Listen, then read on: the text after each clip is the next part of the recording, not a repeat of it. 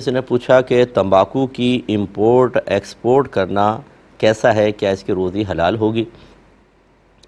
دیکھیں، اگر تو فی نفسی ہی تمباکو ایسا نہیں ہے کہ ایک ہی کش لیں تو تباہ کن بن جائے، بلکہ یہ ہے کہ اگر اس کو کافی عرصے استعمال کیا جائے تب وہ بیماری وغیرہ کا سبب بنے تو پھر اس کی امپورٹ بھی جائز ہے، ایکسپورٹ بھی جائز ہے۔ وجہ اس کی یہ ہے کہ اگر اس کا مطلب یہ ہوا کہ اس کو کوئی کم مقدار میں استعمال کرتا رہے، زیادہ نہ کرے، تو پھر یہ وہ اس طرح مضر صحت نہیں ہے کہ جس طرح اس طرح کی مضر صحت استعمال کرنے کا حکم ہوتا ہے۔ بعض لوگ شاید میری رائے سے اختلاف کریں، لیکن میں سمجھا دیتا ہوں کہ بہت ساری چیزیں ہماری ایسی ہیں جو غور کریں تو تمباکو سے زیادہ خطرناک ہے۔ جیسے برائلر مرغی، اس کی جو فیڈ ہے اور جس طریقے سے انجیکشن لگا کر ان کو چوزوں کو دنوں میں ہفتوں کے برابر اور ہفتوں کو چوزوں کو مہینوں کے برابر کر دیا جاتا ہے، اور ہم اس کو گپ گپ کھا رہے ہیں، تو آپ ڈاکٹر سے مشورہ کر کے دیکھیں اس میں کس قدر خرابیاں ہیں اور بیماریاں ہیں۔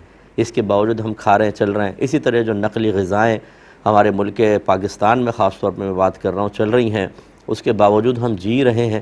تو ایسے ہی یہ بھی ہے کہ تمباکو کا مضر اس کا کثرت سے استعمال مضر ہوتا ہے، اور بکثرت نہ ہو تو مباح کہیں گے اس کو، نہ گناہ نہ ثواب۔ اگرچہ مشورہ ہمارا یہی ہوگا کہ کوئی اور کاروبار کر لیں، لیکن ہزارہ لوگ اس کو استعمال کر رہے ہیں، اور بعض بالکل لمٹ میں رہ کے کرتے ہیں۔ بعض تمباکو تو اتنے لائٹ ہوتے ہیں کہ وہ اس کو آپ کافی دن تک بھی استعمال کرتے رہیں، بلکہ سالوں تک استعمال کریں، کوئی سائیڈ ایفیکٹ نہیں ہوتا۔ اس لیے سگریٹوں کی قیمتوں میں بھی فرق ہوتا ہے، یہ آپ معلوم کر کے دیکھیں۔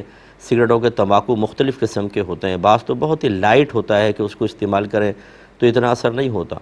اور اسی طریقے سے یہ جو پان وغیرہ میں تمباکو کھائے جاتے ہیں، یہ بھی اگر ایک مناسب مقدار میں کھائے جائے تو ہم نے تو 40 50 60 سال سے لوگوں کو تمباکو کھاتے ہوئے دیکھا ہے، اور ان کی صحت پر کوئی ایسا سائیڈ ایفیکٹ نہیں پڑتا، بلکہ بعض اوقات تو تمباکو نہ کھانے والا دوسری بیماریوں کی وجہ سے ہمیں ہاسپٹل میں نظر آتا ہے۔ تو خلاصہ کلام یہ ہے کہ نہ کرنا بہتر ہے، لیکن اگر کوئی کر رہا ہے تو وہ کر سکتا ہے، استعمال کرنے والے کا وبال اس کے اوپر نہیں ہوگا، کیونکہ فی نفسی ایسی کوئی چیز نہیں ہے۔ چھری بھی بیچی جاتی ہے، گنز بھی بیچی جاتی ہیں، باقاعدہ پاکستان میں لائسنس دیا جاتا ہے۔ حالانکہ گنز کل کے لیے بھی یوز کی جاتی ہے، قتل کے لیے استعمال کی جاتی ہے، موبائل سنیچنگ کے لیے کی جاتی ہے، لیکن کیا بیچنے والا اس کا ذمہ دار ہے؟ وہ بیچنے والا نہیں ہے، استعمال کرنے والا ذمہ دار ہے۔ تو بہرحال جو حکم بتایا وہی ہے۔